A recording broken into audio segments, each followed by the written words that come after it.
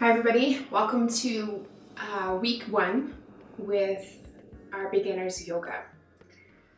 So in this introductory video, I want to talk a little bit about what is yoga, why we're doing this, what yoga can mean for you in your life, and kind of what you might need to start a yoga practice at home and to feel comfortable in your body again. So I'll go into the props and everything a little bit here in a minute, and then we'll do a simple sequence just to get your body moving a little bit and kind of introduce some of the poses. But first of all, what is yoga? Yoga in the Sanskrit word actually means to yoke or to bind, join. It means communion with others and with yourself, and it means connection. And so I really like to think about it as learning to connect with yourself, with your body again. You have your mind, your body, and your spirit, and all those things have a place in your life. And we often take for granted what our body means for us. And it's so important to understand that the body literally does everything for us, and to learn to become an ally and a friend with your body again, and connecting with it and moving with your body instead of against it. So that's what yoga practice is to me. Yes, it can be fun, like the Instagram stuff you see and people moving into a pretzel shape and all those things. And those are great if you can do that. But that's not necessarily what yoga means. Yoga literally is about connecting with yourself and your body again. So there's lots of ways to do that. And today I'll show you one of the simple sequences just to start feeling into your body and moving it again. I really believe that once you connect with your body, once you understand how it moves and what it needs, instead of you telling your body, it's telling you what you need, that's where a lot of power comes from, and that's where you start to feel better, because you're moving as one unit instead of all these different pieces. Not to mention, once you start to feel your body again, you're listening to the signals better. And maybe you don't want to, and that's fine, but maybe you do, and maybe you don't realize how much that's going to change your life if you can understand what your body is saying to you. If you can learn to feel stress sooner before you get sick, for example. Maybe you feel into your hips better so that you go to a class and you don't do that thing that always seems to pinch the nerve so that you can't do anything for a week after, right? So it's about listening to all those signals. So let's get started. Show you a few things here. Of course, you can always have a yoga mat. A really good place to find them actually is at Winners or Marshall's, HomeSense, those kinds of places. They often have cheaper, not cheap versions, just cheaper in price of mats. Or you can pick something up at Chapters or Walmart, something like that. Not necessary though. Not necessary, especially for at home. You can always just use a towel. This one has grippies on the other side. Or maybe nothing. I mean, maybe when you start, just start. And that's a good place to be. If you're at home, I suggest having a few props. So you can always have traditional stuff. I got this on Facebook Marketplace. It's a bolster, so that's a good place to look for yoga stuff. A block, which you will not buy one like mine. The cat chewed it. This is from Lululemon, but again, you can buy it lots of other places. Winners is a good spot actually to get these. And there's foam and like cork blocks. I would probably start with the foam one first. Hello, yoga kitty. You can also use, let's do this. You can just use pillows. So grab any kind of shapes, sizes of pillows you have. They're really good to support you, especially with the postures when we hold, when we get into yin. A towel. If you don't have any of those things, a towel is also a great substitute, because a big towel like this, you can fold many times to create a little pillow, or maybe you roll it and it becomes kind of like a bolster. You can use this to prop yourself up, so that's a great option as well. Some of the postures you might feel like your limbs aren't long enough. And so that's what the block is for as well. Or I have a handkerchief here. I have a belt, and it may look funny, but trust me, it works just as well as a strap. And I don't actually have a yoga strap, so see, we're going to be using these. So all of these props can really help. So first, let's just get into comfortable seated position. And so even in this, people say, oh, this is really uncomfortable.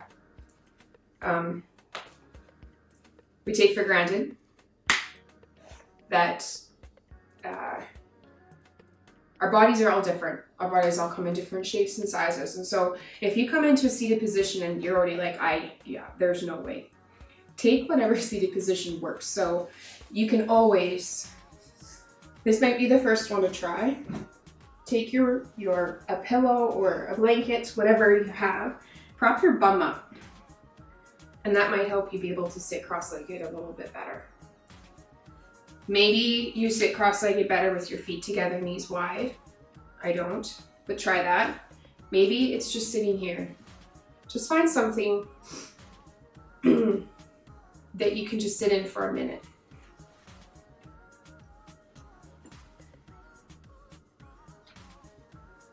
And then bring your right hand to your belly and your left hand to your heart.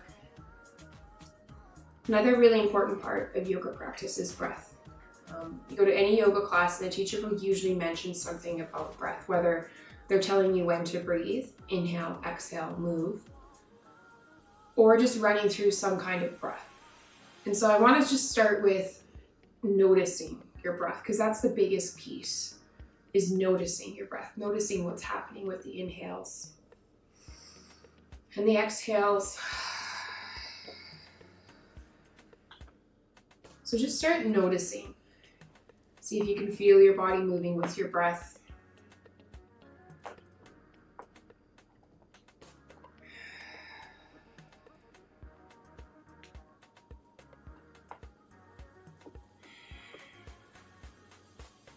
Breath is one of the few functions in the body that we can have control over. So you don't have to think about breathing. It just happens. But you can actually control it, and that's pretty magical, because when you do control your breath, you can control your heart rate, your blood pressure,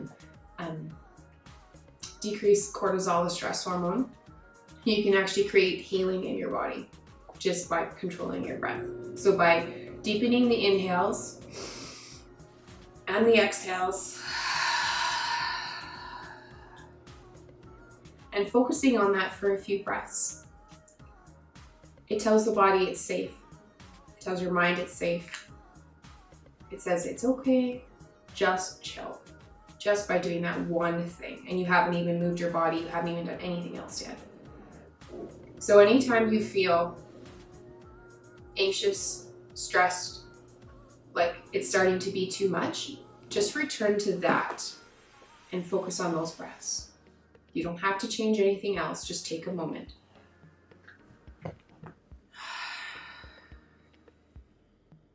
And from here, bring your hands to your knees.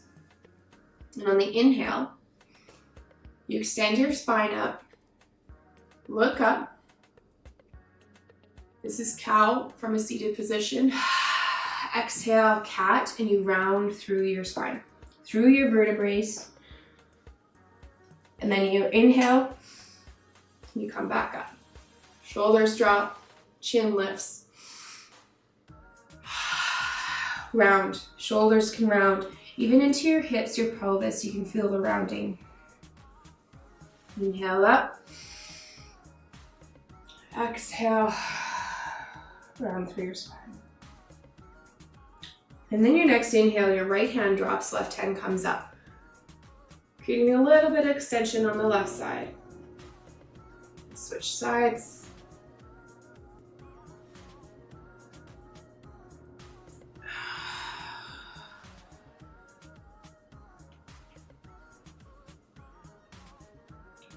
With any practice, it's important to warm up your spine, because the basis of any practice is your spine.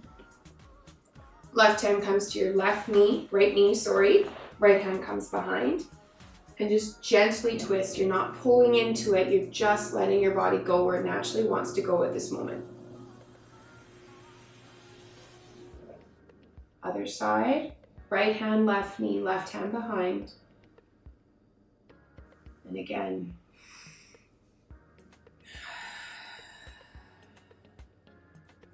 One more time.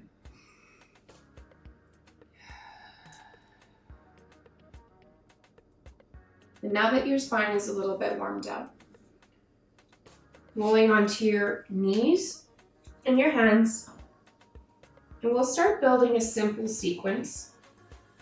It's called Sun Salutation 8, and I'm just going to modify it for you so that you can just really start to feel the simplicity of it. So starting here, tuck your toes. You slowly are going to lift your bum up towards the ceiling. Downward facing dog. Downward facing dog, hands are roughly shoulder distance apart, feet are roughly hip distance apart. Fingers are spread so that you can feel each of your finger pads. You push your shoulders down so that your chest moves back more towards your hips. Hips are up towards the ceiling. And don't worry about the heels. Maybe they're up here, maybe they're down here. The intention is just you're pressing into your heels, even if they're not grounded. Slowly walk your feet towards your hands. And you start always with a bend in the knees. So this is the forward fold, allowing your body to warm up. On your inhale, reach up. Long line all the way to the ceiling.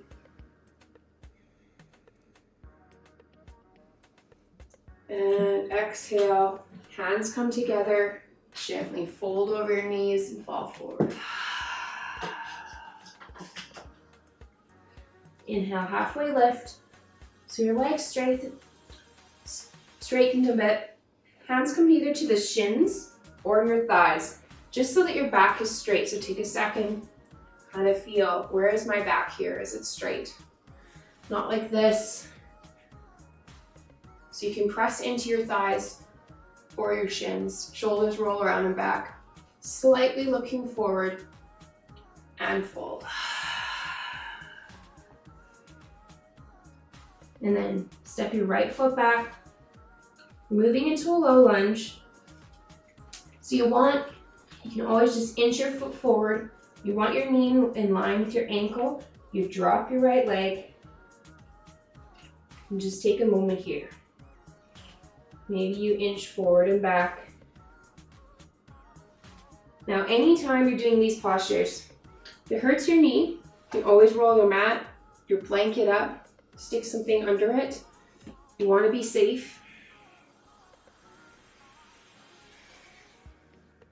So just wiggling, feeling your hip. And then left knee meets right.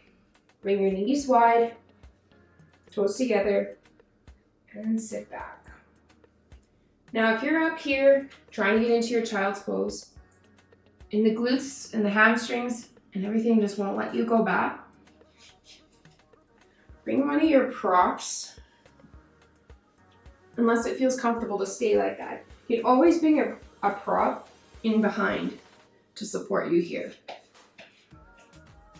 You can also bring a prop in front. Maybe you can't get your chest down. Maybe you're here, but the chest doesn't go down. You can bring your chest down to something.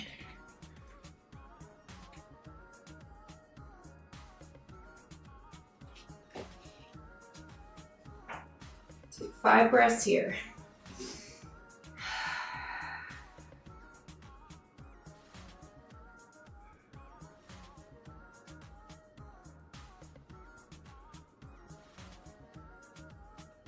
Next inhale, you come up.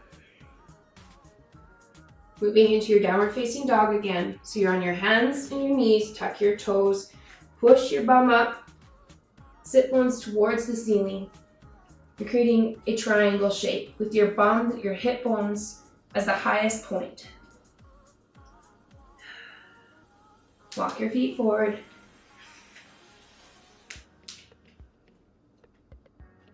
Halfway lift. Fold. Reach up. Forward fold. Halfway lift. And then your left foot goes back this time. Maybe you inch your right foot forward. Drop your left knee. And just spend a moment rocking here.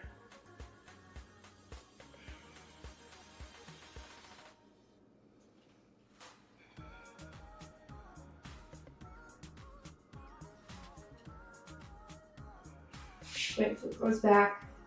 This time keep your knees together for your child's pose.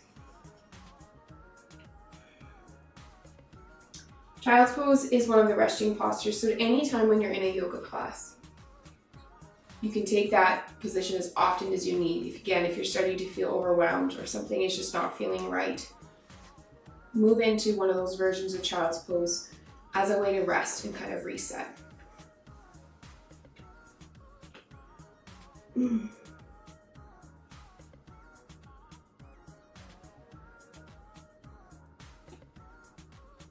And then come back up. Knees, hands, tuck your toes. This time, walk your left foot forward, moving in between your hands. Feel your left foot grounded, your right toes grounded before you come up. Hands to hips maybe. Hands can come up. And sink into your left knee. Right leg is straight. This is crescent lunge, runner's lunge. Take a few breaths here.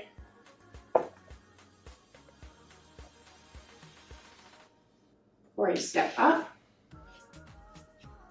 hands to heart center, reach up, forward fold, left foot goes back this time. Same thing, feel into your right foot, your left toes, grounding down before you come up. That'll really help with balance. Your hands can come up. They can come to your chest, and then you sink. Left leg is completely straight behind you. Engage all your muscles. Right leg is bent in front of you. Then you're kind of squeezing the two sides of your body together. Hands come down to the mat. Right leg goes back, meeting your left in downward facing dog. Just take another second here.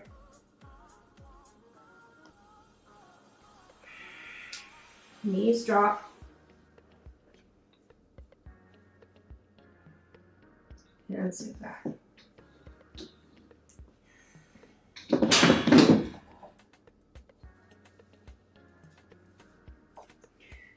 And there's a simple sequence that you can just do over and over again.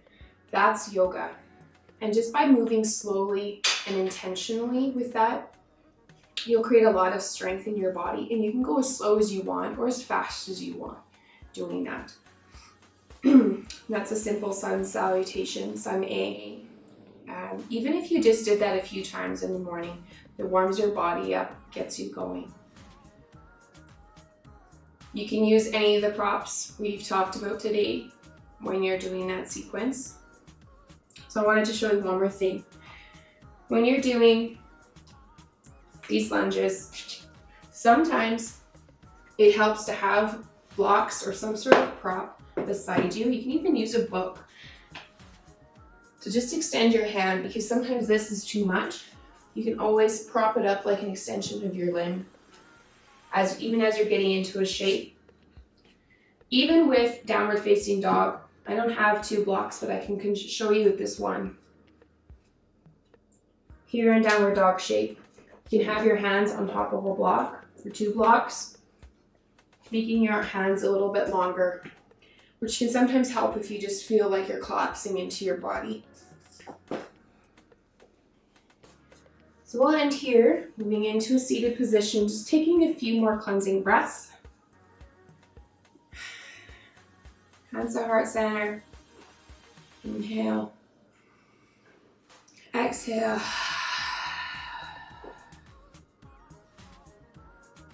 Inhale. Side out. Thank you so much. Namaste.